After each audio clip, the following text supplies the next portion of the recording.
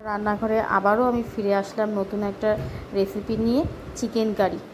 দেখো, সব রকমের মশলা দিলাম, হলুদ, লঙ্কার গুঁড়ো, জিরের গুঁড়ো, চিকেন মশলা, কাঁচা তেল, কাঁচা পেঁয়াজ, সব কিছু দিয়ে, সব রকম মশলা দিয়ে, টমেটো আর আলুটা আমরা ভেজে নিয়েছি। তারপর আমি হাত দিয়ে দেখো ম্যারিনেট করে নিচ্ছি। কাঁচা টমেটোও তোমরা দিয়ে নেবে, আদা, রসুন, পেঁয়াজ বাটা সব কিছু আমরা দিয়ে নিয়েছি, হলুদ, লঙ্কার গুঁড়ো সবই দিয়ে নিয়ে এখন আমি একটু হাত দিয়ে মেখে নিচ্ছি। ভালো করে একটু ভালো করে মাখাবে, মাখিয়ে তারপরে সব ফোড়ন দিয়ে তারপরে ওটা ছেড়ে দেবে। মাংসটা ছেড়ে দেওয়ার পর এবার আমি একটুখানি খুন্তি দিয়ে একটু নাড়িয়ে চাড়িয়ে নেবো।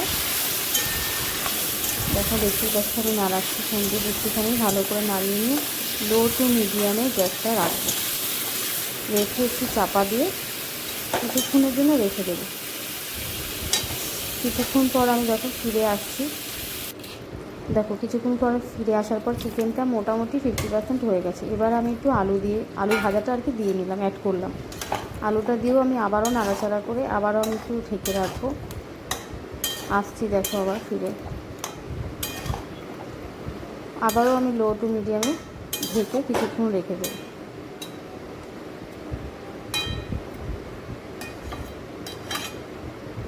তারপর মোটামুটি আমার হয়ে এসছে।